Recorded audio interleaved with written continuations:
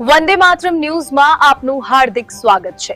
ચાલો જોઈએ આજના મુખ્ય સમાચાર।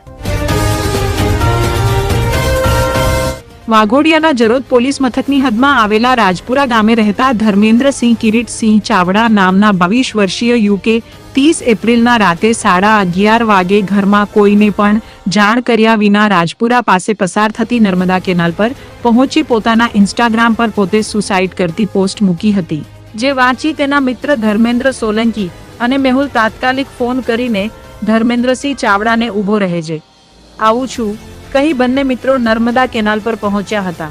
યુકે ત્યાં પહોંચી જોયું તો ફોન સાથે ધર્મેન્દ્રસિંહ ચાવડા કેનાલની પાળી પાસે ઊભો હતો।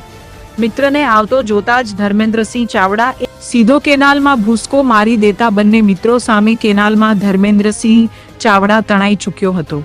આ અંગેની ખબર ગ્રામજનોએ જરોદ પોલીસને કરતા 1 મેના રોજ સવારથી સાંજ સુધી વડોદરા ફાયર વિભાગે કેનાલમાં યુવકની શોધખોળ કરી હતી, પરંતુ સફળતા હાથ લાગી ન હતી। આજે સવારે 11 વાગે ધર્મેન્દ્રસિંહ ચાવડાની લાશ કેનાલમાં તરતી જોતા ફાયર વિભાગ અને જરોદ પોલીસે ધર્મેન્દ્રસિંહ ચાવડાના મૃતદેહ બહાર કાઢ્યો હતો। ઘટનાના પગલે કેનાલ પર ગ્રામજનો અને મિત્રો તેમજ પરિવારના ટોળા પહોંચ્યા હતા। અપરિણીત યુકે ભરેલા આ પગલા અંગે સૂત્રોના જણાવ્યા પ્રમાણે પ્રેમ પ્રકરણનું કારણ હોવાની આશંકા હોઈ શકે છે।